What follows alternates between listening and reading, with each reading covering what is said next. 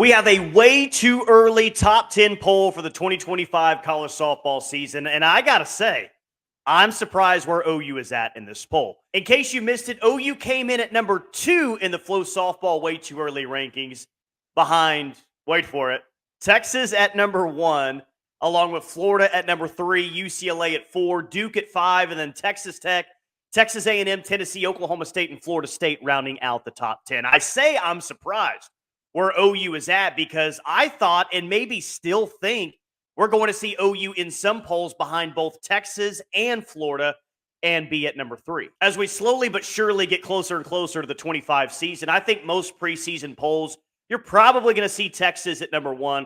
There's also a lot of people high on Florida as well after their deep run in the WCWS this past season where they really pushed OU and almost made an appearance in the championship series. But my immediate reaction to seeing it OU at number 2, guys, is yes, good. And I've said this all offseason long, but I hope I continue to see that this team isn't picked number 1 in the country. No, I'm not worried that they can't handle the pressure with all these newcomers. It's nothing like that. Mostly because it does add maybe the smallest amount of motivation going into the season and even into the season as well. And though it may be a small amount, I do think it adds just a little bit motivation, especially when the team picked in front of you to pick the national championship next year is Texas, your biggest rival. You cannot stand their coach. The team that you've dominated in Oklahoma City is picked as the number 1 team. Even though some people don't think I'm very respectful, I am very respectful in my own way.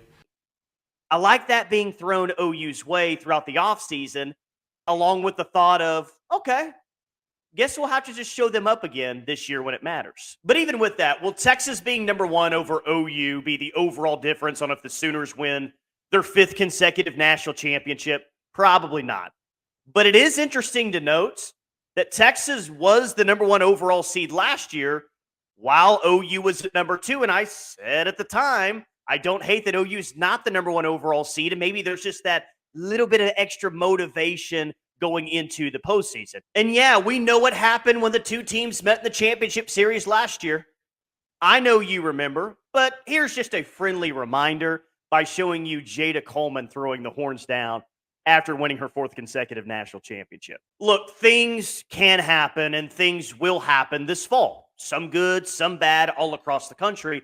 Let's hope for no major injuries or really any injuries in the fall across the sport. But pre-fall and even when we get in the 2025 season, my feelings on the upcoming season is pretty clear. Yes, OU will have to replace a lot. Yes, OU will be in a conference with 4 other teams in this way too early top 8. But in my opinion, the Sooners are still the champs until someone knocks them off. When you win 4 consecutive championships, in my mind, you're still the favorite to win it all.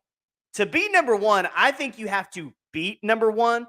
Maybe that makes me a little bit old school. If it does, I'm actually perfectly okay with that. Now, of course, I know they have to replace a lot. You know they have to replace a lot. Everyone knows that OU has to replace a lot from last year. And in fact, maybe more than any other softball team in program history. But don't think the talent isn't there for another title run. And I've documented that throughout the course of the offseason. I've talked about the incoming transfer portal class.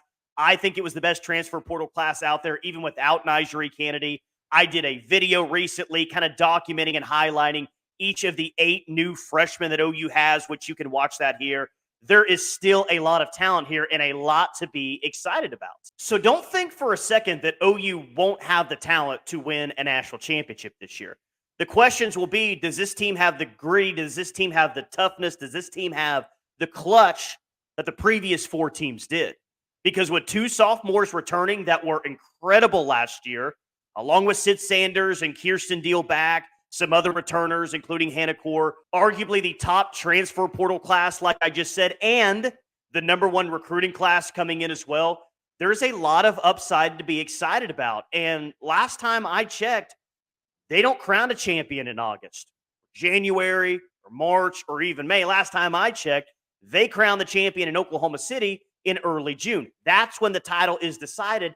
And this team will have every opportunity to transform into the best team, the best version of themselves in a building, in a stadium where they've been incredible over the last 25 years, and especially when you look in the last decade. So today, and a number 2 ranking is very complimentary. Some may not think that OU is the best team in August. But let's have that conversation again when it really matters if this team is able to make it to Oklahoma City. And by the way, speaking of Oklahoma City, and not that it's just a given for OU or anyone that they'll be back there in 2025, but can anyone tell me the last time OU wasn't in the WCWS Championship Series? Not just in the Women's College World Series, the last time they weren't in the Championship Series? That's right.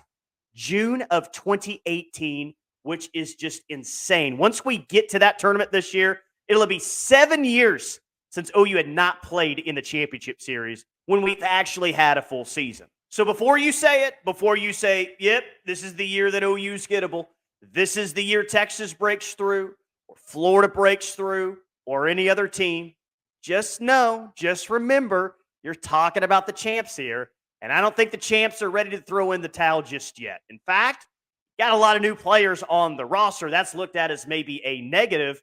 The positive of that is, well, a lot of these players have not won a national championship.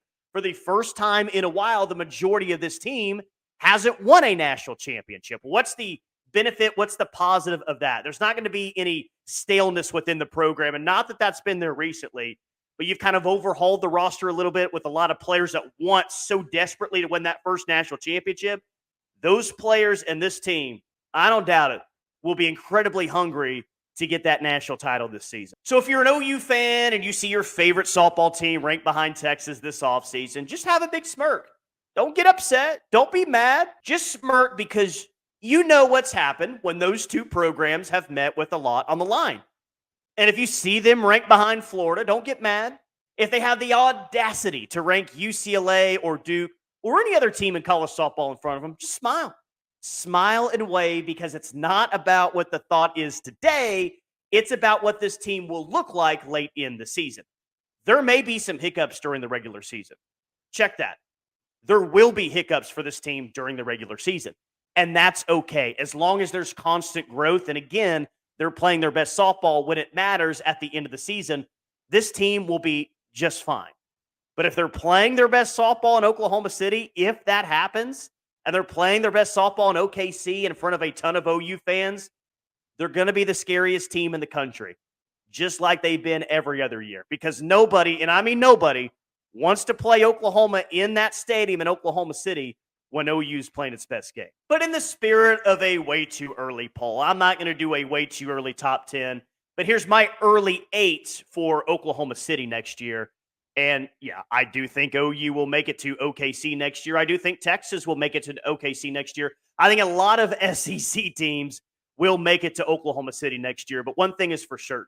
With Oklahoma going to the SEC, with these new matchups that you're going to have in that conference, it's going to be another incredible year in the sport, with OU, in my mind, leading the way once again with the continued boom and fuel with the growth of an amazing sport. 2025, I cannot wait until it gets here. Where would you rank OU in your way too early poll? Where do you think that they kind of sit in terms of tiers in the SEC? Drop in the comments, let me know. And as always, thank you for watching.